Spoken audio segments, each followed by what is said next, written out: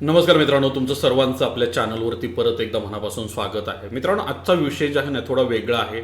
ट्रेडिंगमध्ये ब्रेक कधी घ्यायला पाहिजे आणि हा एक खूप खरं तर स्मार्ट डिसिजन असेल तुमच्यासाठी जर हा व्हिडिओ तुम्ही काळजीपूर्वक बघितला आणि ह्या व्हिडिओमध्ये मी ज्या गोष्टी तुमच्यासोबत शेअर करतोय त्याचं जर इम्प्लिमेंटेशन केलं तर मला वाटतं की बऱ्यापैकी लोकांचा लॉस देखील थांबू शकतो किंवा बऱ्याच जणांची ट्रेडिंग सायकोलॉजी देखील सुधारू शकतो. तुम्ही कधी असा अनुभव घेतलाय का? सकाळी उठला, तुम्ही ट्रेडिंगचा प्लॅन केला आणि पहिलाच ट्रेड लॉसमध्ये गेला, मग थोडा राग आला, दुसरा ट्रेड टाकला, तो पण लॉसमध्ये गेला, तिसरा, चौथा आणि अख्खा दिवस फेल गेला आणि एंड ऑफ द डे जवळपास अकाउंट झिरो झालं किंवा अर्धा अकाउंट गायब झालेलं असतं. आणि हे विशेषतः एक्सपायरीच्या दिवशी किंवा एक्सपायरीच्या आदल्या दिवशी डेफिनेटली होतं किंवा बऱ्याच वेळेला मंथली एक्सपायरीच्या दिवशी ही होण्याची शक्यता खूप जास्त होती. मग असं का होतं? मग अशा वेळेला आपण काय करायला पाहिजे? खरं तर आपण यावेळेला ट्रेडिंग ब्रेक घ्यायला पाहिजे, पण बऱ्यापैकी लोक ट्रेडिंगमध्ये ब्रेक घेत नाहीत. मग ट्रेडिंग ब्रेक म्हणजे नेमकं काय असतं?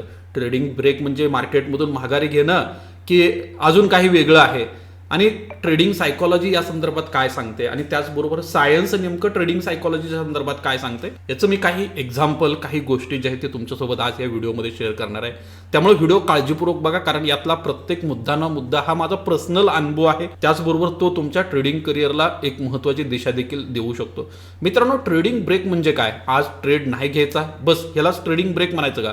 तर नाही आहे मित्रांनो. ट्रेडिंग ब्रेक म्हणजे तुमचं मन असेल, तुमच्या भावना असतील, ह्याला रिसेट करणं आणि हे रिसेट करण्यासाठी घेतलेली जाणीवपूर्वक विश्रांती म्हणजेच ट्रेडिंग ब्रेक असतं. जसं तुम्ही आठवतंय का बघा, आपण ज्यावेळेला 10वी-12वीला असेल किंवा तुम्ही ग्रॅज्युएशनला असाल त्यावेळेला सचिन तेंडुलकर, वीरेंद्र सेहवाग, खूप मोठमोठे क्रिकेटर किंवा महेंद्रसिंग धोनी असेल, सौरभ गांगुली असेल, कितीतर वेळा त्यांच्या आयुष्यामध्ये त्यांनी क्रिकेटला ब्रेक दिला. 6 महिने, वर्ष ते क्रिकेट खेळले नाहीत आणि त्यानंतर ज्यावेळेला ते परत क्रिकेटमध्ये आले ना त्यावेळेला त्यांनी अक्षरशः धुमाकूळ घातला होता. हे कशामुळे शक्य झालं? तर कारण मित्रांनो, तो रिसेट होता. आणि परफॉर्मन्स वाढवण्यासाठी एखाद्या ट्रेडरनं, एखाद्या खेळाडूनं विश्रांती घेतली किंवा माघारी घेतली याचा अर्थ तो संपला असा होत नाही. तर ती मित्रांनो परफॉर्मन्स वाढवण्यासाठी केलेली एक कृती असते. आता बघा मित्रांनो, ट्रेडिंग ब्रेकचे वेगवेगळे प्रकार असू शकतात प्रत्येकानुसार. काही जण दिवसभरात ट्रेडिंग करत असताना 5-10 मिनिटं विश्रांती घेऊ शकतात.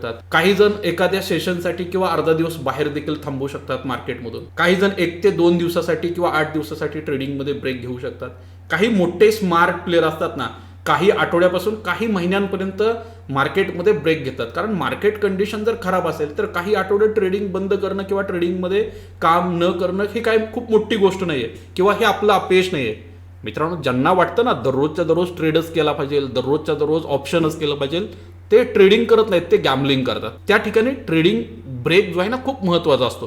का महत्त्वाचा असतो? तर मित्रांनो, जगप्रसिद्ध परफॉर्मन्स सायकोलॉजिस्ट डॉक्टर जिम जे आहेत यांनी खूप महत्त्वाचं एक वाक्य सांगितलं होतं. सर्वोत्तम कामगिरीची गुरुकिल्ली म्हणजे ऊर्जा खर्च करणं आणि ऊर्जा परत मिळवणं यामध्ये योग्य समतोल साधणं होय. म्हणजे विश्रांती ही चैन नसून ती एक अत्यंत महत्त्वाची गरज आहे असं त्यांनी सांगितलं. विश्रांती हे वीकनेस नाहीये, तर ती मित्रांनो पीक परफॉर्मन्ससाठी आवश्यक असणारी अट असते.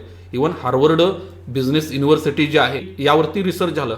शॉर्ट टर्म मेंटल ब्रेक जर घेतला तर आपले डिसिजन जे आहेत फटिंग कमी होतं. म्हणजे तुम्ही चांगले, तर्कसंगत आणि प्रभावी असे निर्णय घेऊ शकता.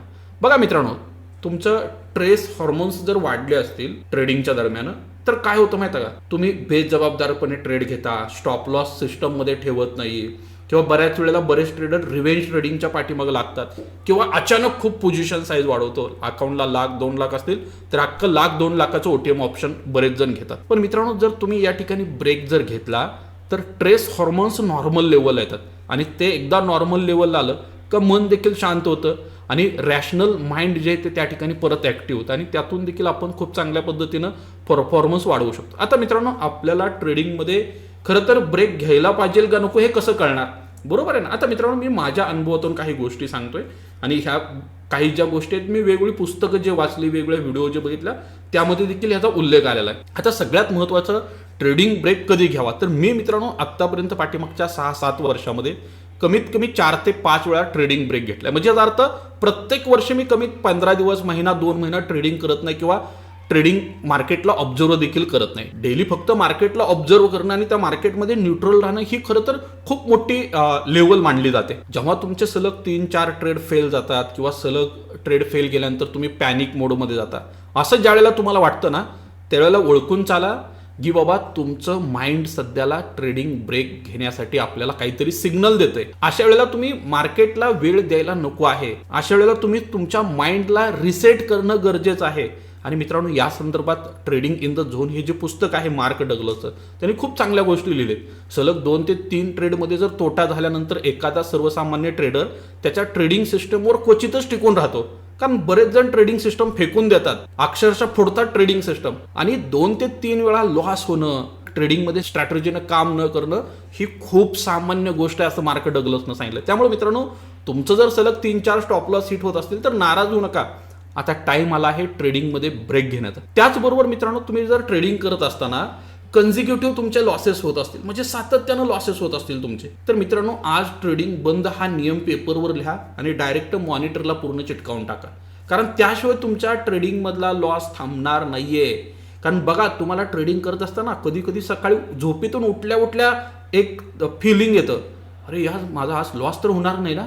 आणि त्या दिवशी 100% लॉस हा होतोच, एवढं लक्षात ठेवा. किंवा ज्या दिवशी ट्रेडिंग करायचं आहे, ज्या दिवशी तुम्हाला आदल्या रात्री झोप लागत नाही, रात्रभर ट्रेडिंगचे विचार येतात, मार्केटचे विचार येतात ना, त्या दिवशी तर 100% लॉस हा होणारच. तुम्ही ॲग्री असेल तर कमेंट्स करून सांगा. मी हा अनुभव वैयक्तिक घेतलाय. बघा मित्रांनो, तुम्हाला खरं तर ट्रेडिंगमध्ये कधी थांबणं गरजेचं आहे? ज्यावेळेला तुम्ही रिव्हेंज ट्रेडिंग करता, मार्केटमधून मला माझे पैसे परत मिळवायचे, ही भावना तुमच्यात ज्या दिवशी येईल ना, त्या दिवशी तुम्ही ट्रेडिंग थांबवणं गरजेचं आहे. कारण ही भावना जी आहे ना रिव्हेंज ट्रेडिंगची, तुमचं अकाउंट डिस्ट्रॉय केल्याशिवाय राहणार नाही, एवढं लक्षात ठेवा. लॉस झाल्यानंतर लगेच स्क्रीन बंद करून टाका. 30, 35, 40 मिनिटं मार्केटला बघू नका, इकडं तिकडं फिरा, काही करायचं ते करा, पण मार्केटला बघू नका अशा वेळेला. दुसरं मित्रांनो, मी बरेच लोक बघितले ते प्रचंड मोठ्या प्रमाणात ओव्हर ट्रेडिंग करतात. जेव्हा दिवसभर ट्रेडिंगचा प्लॅन केला असतो त्यापेक्षा जर जास्त ट्रेड बनत असतील ना, तर तेव्हा तुमचा ब्रेन काम करत नाही, तुमचे इमोशन काम करत असतात. जेसी लिव्हमोर सारखा देखील जगातला सर्वोत्कृष्ट ट्रेडरनं देखील हे सांगितलंय. काय सांगितलंय? तुम्ही जर ओव्हर ट्रेडिंग करत असाल तर विनिंग ट्रेडमध्ये तुम्ही कधीच थांबणार नाही, तुम्ही लुझिंग ट्रेडला आमंत्रण देत असता. त्यामुळे मित्रांनो, लिमिटेड ट्रेड सेट करा. त्यापेक्षा जास्त जर ट्रेड होत असतील तर ट्रेडिंगमध्ये ब्रेक घेणं सर्वात जास्त फायद्याचं मानलं जातं. त्याचबरोबर मित्रांनो, ट्रेडिंग कधी थांबवणं गरजेचं? मित्रांनो, ट्रेडिंग ना मेंटल स्पोर्टच्या समान आहे. जर एखादा ॲथलेटिक्स थकल्यानंतर परफॉर्मन्स देऊ शकत नाही कारण त्याचं मन थकले. मित्रांनो, ट्रेडरचं देखील जर मन थकलं असेल ना, तो ऍक्टिव्हली मार्केटमध्ये काम करू शकत नाही. एक इलाइट परफॉर्मन्स जो असतो ना, तो जास्तीत जास्त 4 ते 5 तास चालतो आणि त्या ठिकाणी त्याचं पीक मेंटल वर्क काम करू शकतं, त्यापेक्षा जास्त वेळ काम करू शकत. त्यामुळे तुम्ही मेंटल लिमिटेशन समजून घ्यायला पाहिजे. आणि ते जर मेंटल लिमिटेशन जर तुम्हाला कळले तर तुम्ही डेफिनेटली काय करू शकता? ट्रेडिंगमध्ये ब्रेक घेऊ शकता. आता बऱ्याच वेळेला मित्रांनो, मार्केटची कंडिशन खूप खराब असते, इंडिया विक्स खूप वाढलेला असतो, मार्केटमध्ये मोठ्या प्रमाणात अनसर्टनिटी असते. अशा वेळेला कुठलीही स्ट्रॅटेजी काम करत नाही, अशा वेळेला कुठलाही स्टॉप लॉस काम करत नाही. अशा वेळेला तुम्ही काय करायचं आहे? मोठे इव्हेंट ज्या वेळेला असतात, समजा युद्ध सुरू झालं, बजेट असेल, सरकारनं खूप मोठी अनाउन्समेंट केली असेल, इलेक्शनचा रिझल्ट असेल किंवा क्वार्टरली खूप मोठ्या कंपन्यांचे रिझल्ट येणार, तर त्या दिवशी तुम्ही मार्केटला ब्रेक देणं गरजेचं आहे. कारण तिथं तुमचा IV वाढल्यामुळे तुमची स्ट्रॅटेजी काम करत नाही. त्याचबरोबर जर तुम्ही काम करत असताना तुमचा प्लॅन काही वेळेला जर काम करत नसेल तर तिथं देखील तुम्ही बरेच ट्रेड जे आहेत ना, ते इमोशनच्या आधारावरती घेतात. त्यामुळे मित्रांनो, या कंडिशनला तुम्ही काय केलं पाहिजे? शक्यतो ट्रेडिंग टाळलं पाहिजे, ट्रेडिंगमध्ये ब्रेक घेतला पाहिजे. आणि अजून एक मुद्दा मी खूप मोठ्या प्रमाणात ऑब्झर्व केला, तुमचा हेल्थ इश्यू असेल, तुमचा फॅमिली प्रॉब्लेम असेल, पती पत्नीमध्ये भांडण झालं असेल किंवा अजून काही मित्रपरिवारामध्ये काही ताणतणाव असतील किंवा तुमच्या प्रेम प्रकरणामध्ये काही प्रॉब्लेम असतील, तर अशा वेळेला तुम्ही बिलकुल ट्रेडिंग करू नका. कारण ज्या वेळेला वैयक्तिक आयुष्यामध्ये प्रॉब्लेम सुरू असतो त्याचा इम्पॅक्ट 1,00,000% ट्रेडिंगवरती होतोच. त्यामुळे तुम्ही शक्यतो यावेळेला देखील ट्रेडिंग ब्रेक घेणं गरजेचं आहे. मग ट्रेडिंग ब्रेक घेतल्यानंतर काय करणं गरजेचं? मित्रांनो, तुम्हाला चित्रपट बघायला आवडत असेल तर बिनधास्त चित्रपट बघत राहा, किंवा क्रिकेट आवडत असेल तर क्रिकेट खेळत राहा, किंवा स्विमिंग आवडत असेल तर स्विमिंगला जा, किंवा कुठं फिरायला जायचं असेल तर फिरायला जावा. तुम्ही ट्रेडिंग ब्रेकच्या दरम्यान ह्या गोष्टी करणं खूप गरजेचं आहे. आणि त्याच दरम्यान जर तुम्हाला कधी वेळ मिळाला थोडाफार, तर तुम्ही शक्यतो ट्रेडिंग जर्नल ऑब्झर्व करा. ते ट्रेडिंग जर्नल देखील तुम्हाला का सध्याला ब्रेक घेणं गरजेचं होते, ऑटोमॅटिक ते पॅटर्न तुम्हाला समजावून सांगतील. आणि मित्रांनो, ट्रेडिंग ही एक मॅरेथॉन आहे, ही स्पिरिट नाहीये. जो टिकतो तोच या ठिकाणी जिंकतो. आणि मित्रांनो, तुम्हाला आजचा जर माझा अनुभव आवडला असेल तर नक्की लाईक आणि शेअर करायला विसरू नका. चॅनलला देखील सबस्क्राईब करा आणि कमेंट्समध्ये सांगा तुम्ही तुमच्या आयुष्यात कधी ट्रेडिंगसाठी ब्रेक घेतला होता का? Happy investing. जय हिंद, जय Maharashtra. Investments in securities market are subject to market risks. Read all the related documents carefully before investing.